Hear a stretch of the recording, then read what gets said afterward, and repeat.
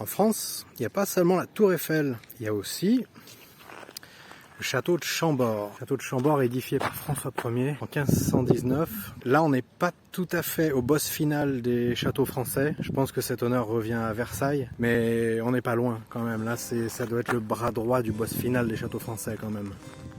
Ce qui frappe immédiatement avec le château de Chambord, c'est son énormité. Il est large, il est haut, il est massif. 156 mètres de façade, 56 mètres de hauteur, 426 pièces, 77 escaliers, 282 cheminées et 800 chapiteaux sculptés. Je veux dire, quand on se promène sur le toit du château, on a l'impression de se promener dans les rues d'un village. Fun fact, c'est le château qui a inspiré Disney pour le château de la Belle et la Bête. On peut voir surtout la ressemblance avec les toits.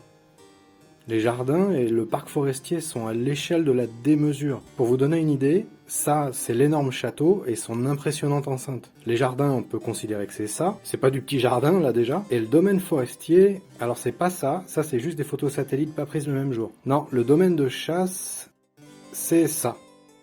Voilà. L'enceinte du parc fait 34 km de circonférence. Le tout est classé monument historique, bien sûr, et d'ailleurs Chambord est le seul domaine royal encore intact depuis sa création.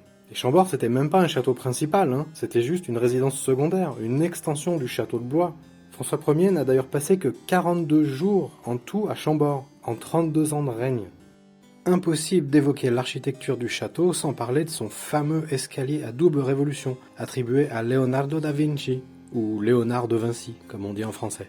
Le château est d'ailleurs probablement sorti de son imagination, ou au moins en partie, bien que Leonardo soit mort quelques mois avant le début du chantier, en mai 1519. François Ier a fait placer l'énorme escalier en plein centre du plan en croix de manière à bien l'étaler sur la face de ses visiteurs prestigieux, quel que soit le couloir par lequel ils arrivaient. En 1932, à la victoire du parti nazi en Allemagne, les musées nationaux français commencent à évacuer les œuvres d'art en prévision d'une invasion. On voit notamment ici le Louvre vidé de ses œuvres. Et quel endroit est suffisamment grand pour abriter tout ça?